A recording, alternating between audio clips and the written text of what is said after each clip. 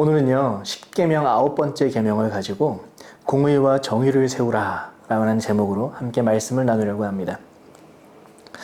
2000년 8월 10일 전북 익산의 약촌 오거리에서 한 택시기사 살인사건이 일어납니다. 이 택시기사는 여러 번 흉기에 찔려서 사망했고 용의자로 당시 15살이던 최모 군이 잡혀 들어가게 됩니다. 최 군은 당시 현장을 목격했던 유일한 목격자였고요. 다방에서 배달을 도와주던 어떻게 보면 좀 불량한 청소년으로 보여서 용의자가 됩니다. 재판이 진행되는 과정에서 최 군에 대한 여러 정황과 진술이 있음에도 반성의 기미가 없다는 이유로 1심에서 15년형을 선고받습니다. 그리고 2심에서 국선 변호사가 죄를 좀 인정하고 반성하는 태도를 보이면 양형이 된다 이렇게 이야기를 설득을 해서 반성문을 적고 제출을 합니다. 그리고 죄를 인정합니다. 결국에는 15년에서 5년이 감형돼서 10년을 선고받게 됩니다. 그리고 2010년에 만기 출소를 하게 되죠.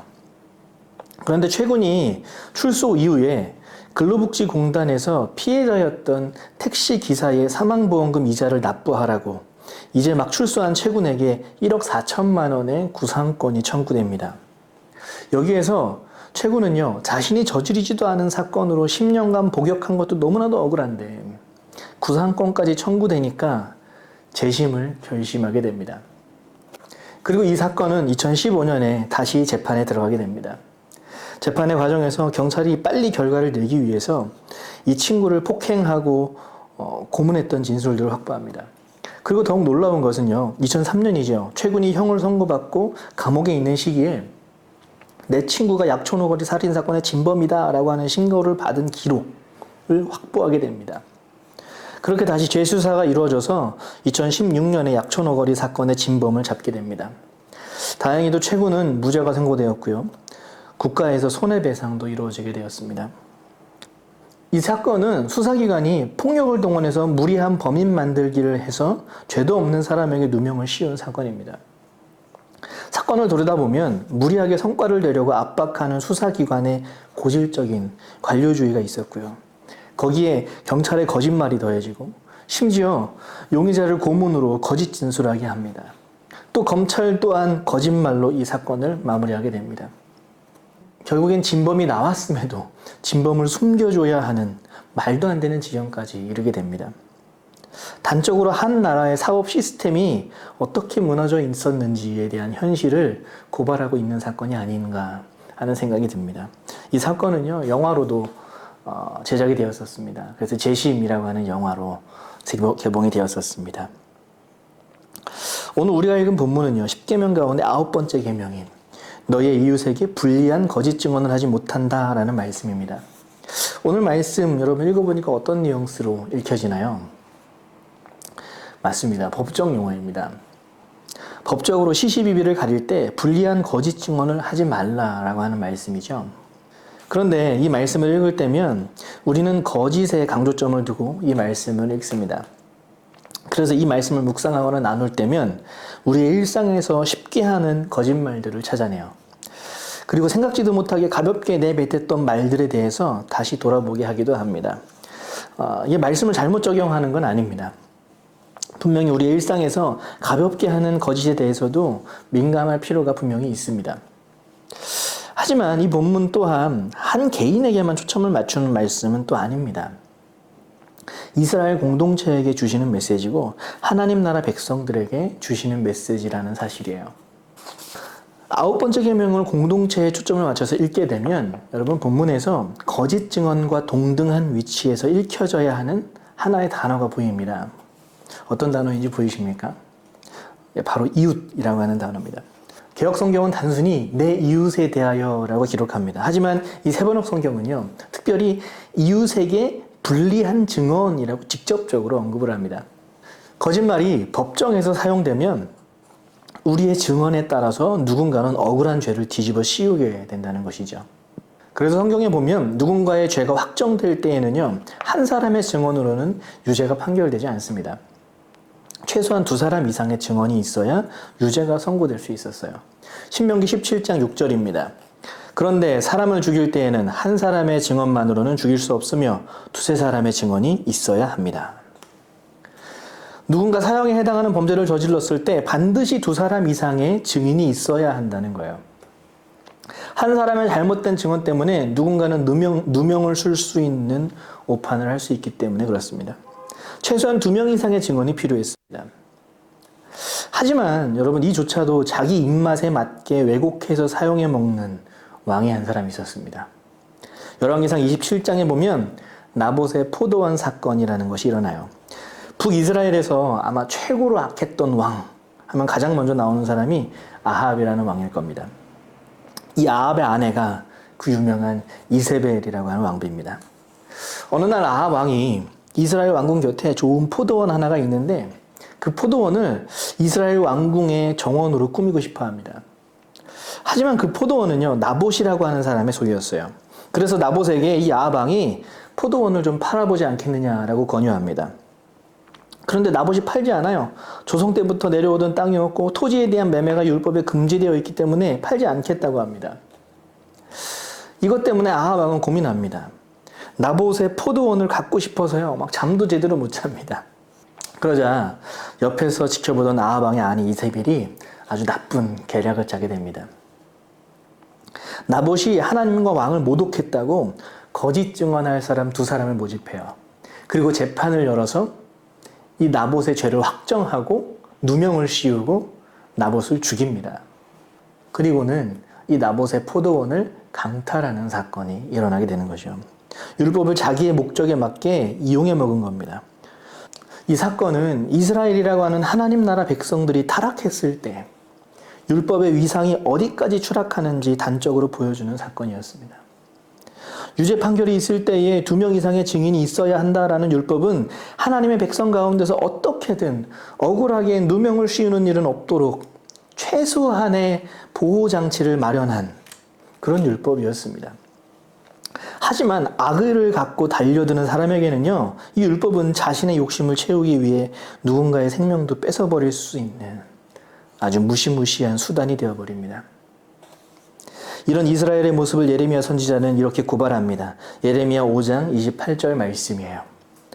그들은 피둥피둥 살이 찌고 살에서 윤기가 돈다. 악한 짓은 어느 것 하나 못하는 것이 없고 자기들의 입속만 채운다. 고아의 억울한 사정을 올바르게 재판하지 않고 가난한 사람들의 권리를 지켜주는 공정한 판결도 하지 않는다. 이사야 선지자는 제사는 열심히 드리지만 올바른 판결이 없고 정의와 공의가 세워지지 않는 이스라엘을 향해서 이렇게 경고합니다. 이사야서 1장 11절에서부터 17절 말씀입니다. 주님께서 말씀하신다. 무엇하러 나에게 이 많은 제물을 바치느냐? 나는 이제 수장의 번제물과 살찐 짐승의 기름기가 지겹고 나는 이제 숫송아지와 어린 양과 숫 염소의 피도 싫다. 너희가 나의 앞에 보이려고 오지만 누가 너희에게 그것을 요구하였느냐? 나의 뜰만 밟을 뿐이다. 다시는 헛된 재물을 가져오지 말아라. 다 쓸모없는 것들이다. 분향하는 것도 나에게는 역겹고 초하루와 안식일과 대회로 모이는 것도 참을 수가 없으며 거룩한 집회를 열어놓고 못된 짓도 함께하는 것을 내가 더 이상 견딜 수가 없다.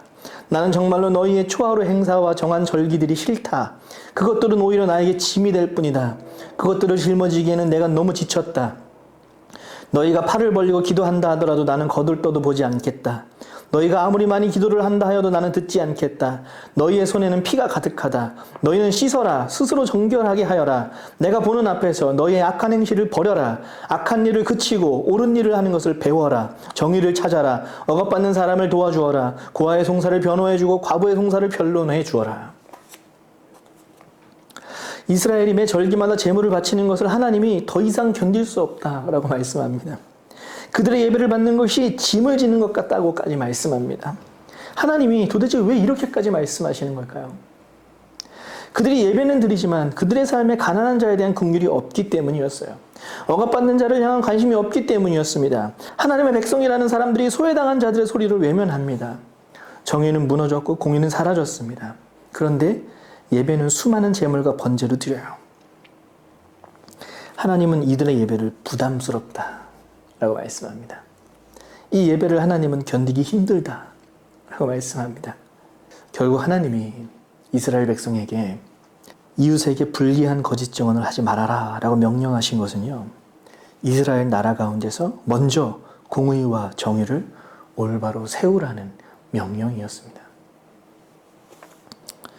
저는 이 말씀을 먼저 우리 한국교회 안에 이루어지기를 간절히 축원합니다. 얼마 전에 정 목사님과 이야기하는데 정말 마음 아픈 이야기를 하나 들었습니다. 한 목사님이 은퇴하시는데 퇴직금으로 30억이라는 돈이 지급된다고 하는 이야기였습니다. 그리고 그것도 매달 일정의 생활비까지 지급되는 조건이었습니다. 그리고 그 30억이라는 돈을 마련하기 위해서 참 말도 안 되는 행동을 하고 있는 교회의 모습에 대해서 이야기를 들었습니다. 저는 목회자가 정당하게 일하고 퇴직할 때가 돼서 정당하게 퇴직금을 받는 것, 여러분 그것이 꼭 나쁘다고 볼 수는 없을 것 같습니다. 당연히 그럴 수 있고 목회자가 목회를 은퇴하고 노후 또한 공백하지 않게 보존해 주는 것은 어떻게 보면 교회로서도 책무가 있지 않을까 하는 생각이 듭니다.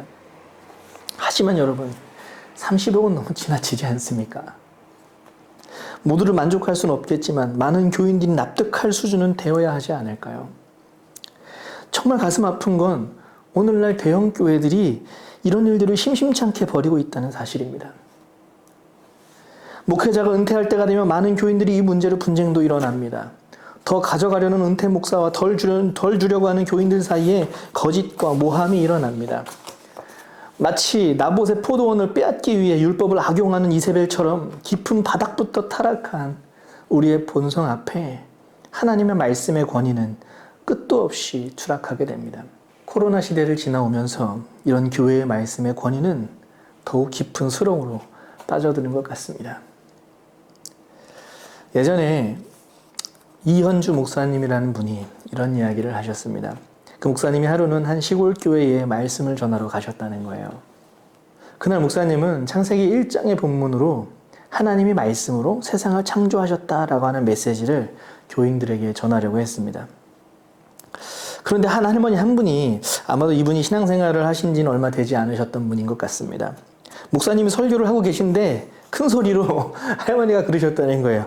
에휴, 어떻게 말로 세상을 만들어. 말도 안 되는 소리 하고 있네. 말이 무슨 힘이 있어. 하시면서 푸념을 하시더라는 겁니다. 그래서 목사님이 아니 할머니 무슨 이야기예요. 말에는 분명히 힘이 있어요. 사람의 말도 힘이 있는데 어떻게 하나님의 말씀이 힘이 없겠습니까? 하고 이렇게 반문했어요. 그랬더니 할머니가 우리 영감탱이 맨날 말만 하고 하는 거 하나도 없어.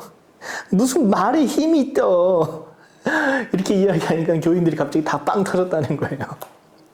그래서 목사님이 그 할머니에게 할머니 제가 말에 힘이 있다는 걸 한번 보여드릴게요. 하고서는요 그 할머니에게 이렇게 얘기했습니다. 할머니 한번 자리에서 일어나 보세요. 하니까 그 할머니가 막 꿍시렁 하면서 자리에서 일어나시더라요. 그리고 목사님이 다시 할머니한테 말씀드렸습니다. 할머니 이제 자리에 앉아보세요. 하니까 할머니가 아이고 왜 이랴 하면서 또 자리에 앉으시더라는 겁니다. 그리고는 할머니 한번 보세요. 제 말에도 이렇게 힘이 있잖아요. 그런데 신이신 하나님의 말씀에 능력이 없겠습니까? 하시고는 여차여차 설교를 마무리 지으셨다고 합니다. 그런데 이 목사님이 집으로 가는 도중에 오늘 교회에서 있었던 일을 돌아보면서 그런 생각이 들었대요. 만약에 할머니에게 자리에서 한번 일어나려고 했는데 할머니가 일어나지 않았다면 오늘 설교가 어떻게 끝났을까? 이런 생각을 하니까 순간 등골이 막 오싹해지더라는 겁니다. 아찔해지더랍니다. 그런데 그 순간 하나님이 이 목사님에게 그 마음에 이렇게 말씀하시더래요. 현주야, 나의 말의 능력은 너의 순종 때문이란다. 여러분, 우리의 순종이 이 땅 가운데 하나님의 살아계심을 보여줍니다. 하나님의 말씀이 죽은 말씀이 아니라 살아있는 말씀이라는 사실을 드러내줍니다. 우리의 순종이 이 세상 가운데 하나님의 말씀이 살아있음을 보여주는 것입니다. 그래서 예수님은 우리를 세상의 빛이요 소금이라고 말씀하세요. 그런데 우리가 세상 속에서 여러분 정의와 공의를 행하자 말하면 이 말씀이 굉장히 추상적으로 들립니다. 어떻게 행하는 것이 정의롭고 공의롭게 행하는 것인지 뜬구름 잡는 이야기처럼 보일 때가 굉장히 많아요. 그래서 우리 성도님들이 먼저 교회 안에서 우리가 정의를 이루고 공의를 이루는 것을 공동체 안에서 배워가기를 축원합니다. 지금까지 많은 교회들은 교회의 내부의 부당함이나 앞에서 언급했던 목회자의 돈 문제 또는 교회 내부의 비리나 문제에 대해서 이의를 제기하지 못했습니다.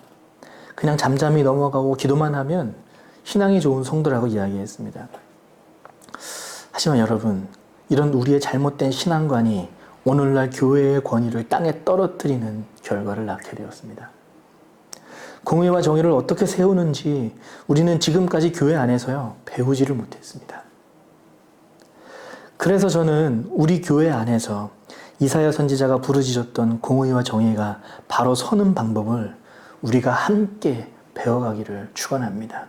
교회에서부터 시작하는 겁니다. 그러기 위해서는요, 먼저 여러분, 교회 안에서 공공의 영역과 사적인 영역의 확실한 분리가 필요합니다. 예전에 저와 정 목사님이 어떤 큰 대형 교회 목사님의 성추문 사건에 대해서 영상을 찍었었습니다.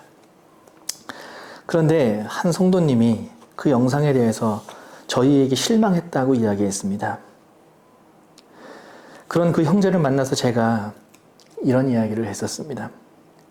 만약에 형제님이 아내를 놔두고 다른 여자를 만나는 것을 제가 목격했다면 저는 어떻게 할까요? 저는 형제님에게 아무도 모르게, 형제님의 아내도 모르게 조용히 형제님을 찾아갈 겁니다. 그리고 형제님의 손을 잡고, 형제님, 이제 그만하세요. 이건 옳은 일이 아닙니다. 지금 여기서 멈추셔야 합니다. 하고 돌이키도록 강권할 겁니다. 근데 만약에 형제님이 제가 다른 여자와 부적절한 관계를 갖는 모습을 봤다고 가정해 봅시다. 가정입니다. 나란히 걷는 교회의 공동 목사로 있는 제가 다른 여자와 부적절한 관계를 맺고 있다고 한번 생각해 봅시다. 이거를 형제님이 보셨고 확인했습니다. 그러면 형제님은 어떻게 해야 할까요? 역시 저처럼 저에게 조용히 다가와서 목사님 그만하셔야 됩니다. 이러시면 안 됩니다. 이렇게 이야기해야 될까요? 그렇지 않습니다. 형제님은 저의 이야기를 교회에 알리셔야 합니다. 공적으로 이 문제를 모든 교인들과 함께 해결해야 되는 것입니다. 그래야 작은 희망이 있는 거예요. 하지만 그 교회는 공적으로 해결하지 못하고 목회자들끼리 사적으로 해결하고 이름만 대면 다 아는 목사님이 그 교회에서 한 달간 교인들을 설교하면서 설득하고 한 달 후에야 담임 목회자의 거취에 대해 투표만 했습니다. 이게 어떻게 제대로 된 투표가 되겠습니까? 최근에 그 교회의 소식을 들었는데 교회에서 다른 외부에서 목사님이 오시거나 부목사님들이라도 사랑에 대해서 설교를 하면 교인들이 거부 반응을 일으킨다고 합니다. 조금만 사랑을 이야기해도 이 문제를 더 풀려고 하는 것이냐며 갈등이 일어난다고 합니다. 여러분, 이 문제를 공적으로 풀었다면 이런 참담한 결과가 나왔을까요? 지금까지 교회가 공적 영역과 사적 영역의 구분이 명확하지 않았던 것이 사실입니다. 위에서 언급한 목회자의 퇴직금과 성추문에 관한 문제는요, 철저히 공적인 영역의 사건입니다. 교회의 재정이나 교회라는 이름으로, 목회자라는 이름으로 행하는 모든 영역은요, 공적인 영역입니다. 그럼 공적으로 풀어야 하는 겁니다. 원로라고 하는 몇몇 사람이 모여서 결정할 문제가 아니라는 겁니다. 모두가 함께 논의하고, 모두는 아니더라도요, 대부분의 사람들이 납득 가능한 결론을 도출해내고 이의를 제기하고 함께 합의를 만들어내야 되는 문제입니다. 이 과정이 자연스럽고 당연하게 받아들여질 때 교회 안에서는요, 공의와 정의가 서기 시작합니다. 두 번째로, 만약에 우리 교회 공동체가 성장해서 외적으로도 규모가 자랐을 때 여러분, 목회자는 참 마음 아프게도 초심을 잃어버릴 확률이 매우 높습니다. 특별히 처음에 가졌던 비전과 목표가 흐릿해져 갈 수도 있습니다. 그래도 그나마 다행인 건 저희는 공동 목회여서 저와 정 목사님이 서로 협력도 하지만 동시에 견제도 합니다. 하지만 여러분, 이것만으로는 부족합니다. 저희가 바로 서는데 상당히 많은 부분이 우리 성도님들에게 달려 있습니다. 우리가 처음 마음을 잃어버렸고 비전도 흐릿해져 갈 때 여러분, 우리 성도님들이 목회자에게 제동을 걸어주셔야 합니다. 우리 모두가 각자의 삶에 하나님의 나라를 꿈꾸며 살아간다는 비전에 집중할 수 있도록 우리 모두가 함께 힘을 쏟아야 합니다. 마음을 모아야 합니다. 마지막으로 이사야 선지자는 그들의 예배가 하나님 앞에 가증스러운 이유를 고아와 과부를 돌보지 않았기 때문이라고 말씀합니다. 그들의 이야기를 듣지 않았다는 거예요. 안에서는 끊임없이 정의와 공의가 서기를 위해 서로 목소리를 내지만 외적으로는 이 땅에 소외받은 자들과 가난한 자들을 향해 손을 내밀어야 한다는 겁니다. 그들의 목소리가 되어주고 그들이 힘들 때 편히 쉴 곳이 되어줘야 합니다. 우리 교회가 재정의 30%를 떼서 어린이 교회와 선교와 이웃사랑을 위해서 사용합니다. 여러분, 이걸로 만족해서는 안 됩니다. 우리의 규모가 커지면 커질수록 이 수치도 더 올려져야 합니다. 예수님이 2000년 전에 우리 가운데 오셨습니다. 우리와 같은 모습을 하셨고요. 우리와 같은 삶을 사셨습니다. 예수님이 이곳에 오셔서 여러분 착하게만 사셨을까요? 이 땅에 오셔서 정말 착하게만 온순하게만 사셨을까요? 아닙니다. 당시의 기득권이라고 하는 바리새인과 사두개인들을 향해서는요, 독사의 자식들아 라고 하면서 입에 담지도 못할 저주를 퍼부으셨습니다. 그들의 불의와 불공정에 분노하셨던 겁니다. 하지만 당시 소외받고 차별받는 자들에게는요, 예수님은 손을 내밀어 주셨습니다. 주님이 오셔서 진정한 정의와 공의가 무엇인지 우리에게 몸소 보여주시는 겁니다. 여러분, 이제 다음 주가 성탄절입니다. 주님이 오셔서 세우신 공의와 정의가 여러분 우리 교회에도 우리의 삶에도 이 나라에도 온전히 세워지기를 축원합니다. 함께 기도하겠습니다. 하나님, 우리가 교회 안에서도 공의와 정의를 배우지 못했습니다. 공의와 정의를 어떻게 세워야 하는지도 모르고 있었습니다. 하나님, 이런 우리를 보살펴 주시옵소서. 우리가 배우기를 원합니다. 먼저 우리 내부적으로 공의와 정의가 바로 서게 하여 주시옵소서. 그리고 우리 안에 세워진 공의와 정의가 세상으로 퍼지게 하여 주시옵소서. 하나님, 우리를 사용하여 주시옵소서. 이제는 우리 구주 예수 그리스도의 은혜와 무한하신 아버지 하나님의 극진하신 사랑과 성령님의 감화감동 역사하심이 우리의 일상에, 우리의 삶에, 우리의 교회 안에 공의와 정의를 세우기를 원하는, 갈망하는 우리 성도님들 머리 위에 이제로부터 영원토록 함께 하실지어다. 아멘.